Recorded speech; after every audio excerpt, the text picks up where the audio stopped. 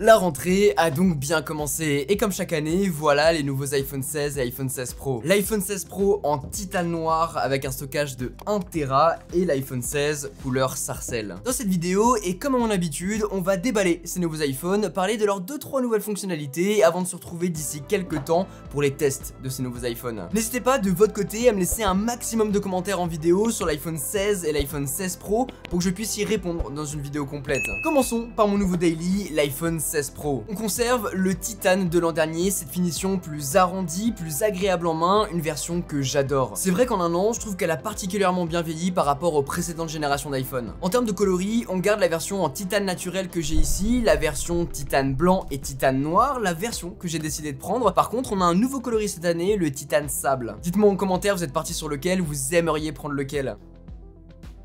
Ok, il est magnifique. En termes de design, d'apparence extérieure, on n'a pas beaucoup de différence. En fait, c'est au niveau de l'écran qu'on aura du changement puisqu'on passe d'un écran de 6,1 à 6,3 pouces. Il est donc un peu plus haut, un peu plus large et surtout 12 grammes plus lourd. Mais en réalité, en main, ça se ressent pas tellement. Il profite aussi d'un nouveau châssis en aluminium pour plus d'efficience et d'un nouvel écran en Ceramic Shield, une nouvelle version pour être moins sujet aux rayures. On verra ce que ça donne parce que généralement après mes tests, il y en a toujours une qui se balade. Finalement dans la boîte, on va avoir un câble USB-C vers USB-C et on va avoir les petites notices d'utilisation. Par contre, on n'a pas de pomme d'Apple. Ça y est, les stickers, c'est terminé. J'hésitais beaucoup entre ces deux coloris l'an dernier, le titane naturel et le titane noir. J'étais finalement parti sur le titane naturel puisque c'était le nouveau coloris. Cette année, j'ai voulu prendre noir et franchement, je suis pas déçu des deux choix de manière générale. On verra ce que ça donne. Est-ce que le noir vieillit bien ? Ça, j'ai un peu plus de frayeur là-dessus. Et puis cette année, j'ai décidé de partir sur une version 1 Tera plutôt que 512. Je suis à 50 Go, 30 Go je pense, de la limite. Et du coup, je voulais pas rester bloqué et je veux pas passer sur du stockage en cloud. Je vous le disais l'an dernier, je préfère mettre de l'argent dans du stockage plutôt qu'une version max. D'autant que cette année, il y a plus de différence entre la version max et la version normale. En tout cas, en termes de grosses nouveautés. Tous les deux ont le zoom x5. C'était évident. En tout cas, j'aime beaucoup ce nouveau coloris et le fait qu'on reste sur le même design, la même prise en main, c'est génial parce que j'ai surkiffé celle de l'iPhone 15 Pro et la retrouver sur le 16. Je suis trop heureux. Je sais que beaucoup d'entre vous attendent tous les ans une rupture en termes de design et on est très loin d'en arriver là. Tout simplement parce qu'Apple souhaite garder la signature de l'iPhone à travers un design reconnaissable parmi tant d'autres. Quand vous voyez ça, vous savez que c'est un iPhone. Et même si son design n'a pas changé depuis plusieurs années, c'est pareil avec beaucoup d'autres produits comme les appareils photo professionnels. À la seule différence que vous voyez votre iPhone comme un objet d'art et pas les autres. Sinon dessus, on retrouve le même bouton action que l'an dernier qui aura la même utilité, à savoir pas grand chose à mon sens. Par contre, on a un second bouton qui apparaît, le caméra control. Il permet, lorsqu'on fait un premier appui dessus, de lancer la caméra. Un second nous permettra de prendre des photos et ensuite, on va pouvoir zoomer en faisant une petite glisse comme ça. C'est un bouton sensitif et du coup il reconnaît lorsqu'on appuie dessus. Et franchement, passer d'une caméra à une autre, c'est super fluide. Et ensuite, quand on appuie 2 fois, on aura tous les réglages de l'exposition, du zoom, des caméras et surtout des styles photos qu'on va pouvoir régler en live et passer d'un style photo à un autre ultra rapidement et facilement.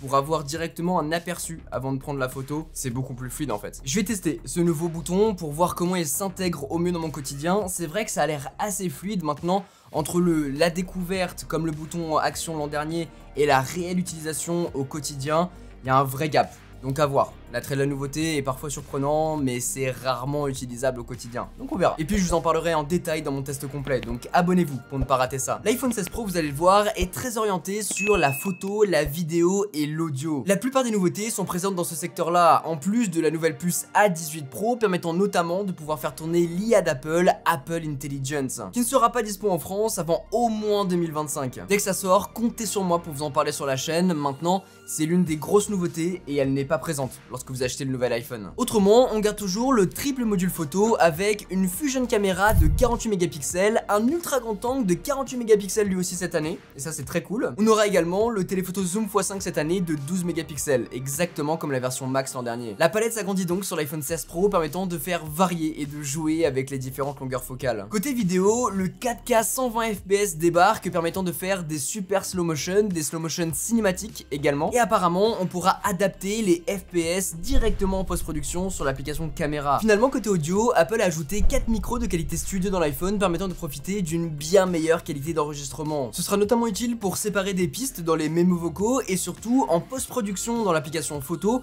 on va pouvoir choisir entre standard, in-frame, studio et cinématique pour recentrer la voix sur la personne qui est en train de parler dans la vidéo ou bien sur le bruit ambiant ou mélanger les deux. C'est hyper intéressant, j'ai trop hâte de tester ça. Ah oui, et Apple a annoncé une meilleure batterie, la meilleure qu'on ait jamais vue sur un iPhone. Je survole les nouveautés pour que vous les connaissiez, mais bien sûr comptez sur moi pour faire un test complet de l'iPhone 16 Pro et de l'iPhone 16 dès que je les aurai bien pris en main pour tout vous raconter. Avant de vous parler de l'iPhone 16, cette vidéo est réalisée en collaboration avec NordVPN, l'application parfaite pour vous accompagner au quotidien. NordVPN, c'est votre protection en ligne en un seul clic contre les menaces, la censure et la surveillance afin de limiter leurs incidences et protéger votre anonymat. Il bloque les sites malveillants, stoppe les trackers web qui collectent vos données, scanne également le dark web en vous alertant si vos données ont fuité pour en connaître la source et réagir très rapidement. NordVPN vous sera très utile pour regarder du contenu à l'étranger ou profiter des dernières sorties sur les catalogues US, regarder la Formule 1 ou la Ligue des Champions gratuitement en vous connectant sur un serveur en Belgique ou en Irlande. Vous n'avez pas de pub sur YouTube si vous regardez avec une adresse IP en Albanie. NordVPN fait partie des produits Nord Security, accompagné de NordPass pour gérer vos mots de passe et NordLocker pour bénéficier d'un téra de cloud chiffré de bout en bout. Avec un seul compte, vous pouvez ainsi sécuriser vos données et vous localiser dans plus de 60 pays sur 6 appareils différents. En passant par mon lien dans la description, vous profiterez d'une offre unique pour tester NordVPN avec 4 mois d'abonnement offerts sur les abonnements de 2 ans. Merci à eux de soutenir la chaîne cette année. L'iPhone 16, le voilà dans son coloris sarcelle. Comme l'an dernier, l'iPhone 16 arrive dans une flopée de nouveaux coloris. Pas de jaune cette année malheureusement, on aura du coup ce bleu qui est quand même très beau. J'ai quand même pas mal hésité parce que les coloris sont vraiment chouettes. Le bleu outre-mer est aussi très sympa, je l'ai pu le voir en Apple Store et c'est vrai que entre les deux, mon cœur balance. Sinon, dans la boîte, exactement comme l'iPhone 16 Pro, à savoir un câble et le petit outil pour la carte SIM, ainsi que les notices qui sont tombées. Dans tous les cas, on n'a pas de pomme d'Apple à l'intérieur. Bon, cet iPhone 16 représente lui aussi la nouvelle génération designée pour Apple Intelligence. Mais sans Apple Intelligence, vous l'aurez compris en France, il nous restera quand même 2-3 trucs, pas 1 milliard, mais quand même des fonctionnalités assez cool pour un iPhone 16. Côté design, on aura ces nouveaux coloris qui viendront habiller ce nouveau châssis en aluminium aérospatial. Il a lui aussi un écran céramique pour protéger contre les rayures, en plus du fait qu'il puisse faire varier sa luminosité de 2000 nits à 1 nit. Ça, j'ai vraiment hâte de tester. Il vient en deux tailles, 6,1 pouces et 6,7 pouces pour la version Plus. Et grosse nouveauté, il vient lui aussi avec ce fameux bouton action pour pouvoir mapper une chose, un raccourci, une application, ce que vous voulez ouvrir en appuyant dessus. Tout comme le bouton caméra contrôle, on a les deux exactement comme sur la version la plus premium chez Apple. Je suis très curieux de voir ce choix osé de la part d'Apple de proposer beaucoup de nouveautés qui sont aussi présentes sur l'iPhone 16 Pro, sur ce modèle entrée de gamme.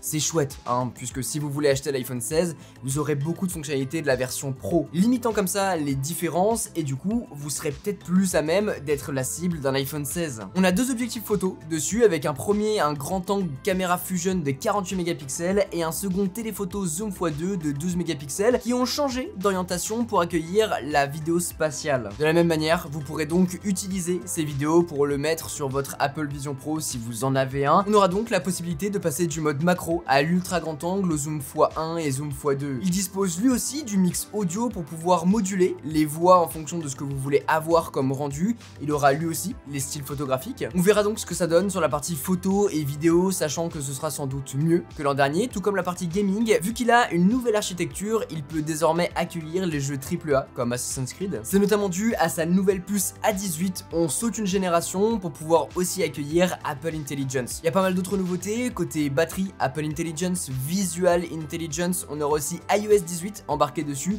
avec beaucoup d'options de personnalisation. Si jamais vous voulez connaître les meilleures nouveautés, c'est ici. Mais alors, ces nouveaux iPhones, je vous l'ai dit, ne viendront pas accompagnés de Apple Intelligence, qui est censé être la plus grosse nouveauté cette année sur les iPhone 16 et iPhone 16 Pro. Pour nous, en France, on ne sait pas encore quand est-ce que ça sortira. A priori, en 2025 en français, mais ça veut pas dire que la France sera desservie en premier. On verra. J'ose imaginer que oui, mais il faudra prendre notre mal en patience ou bien attendre une génération pour être sûr que sur l'iPhone 17, vous puissiez profiter directement des nouveautés à la sortie. Est-ce que c'est une bonne idée d'acheter ces nouveaux iPhones? Eh bien, ça fera partie des questions auxquelles on répondra dans les prochaines vidéos. Pour ne pas les louper, n'hésite pas à t'abonner et à aimer la vidéo si jamais elle t'a plu. Sur ce, c'était Quentin, passez tous une très bonne journée.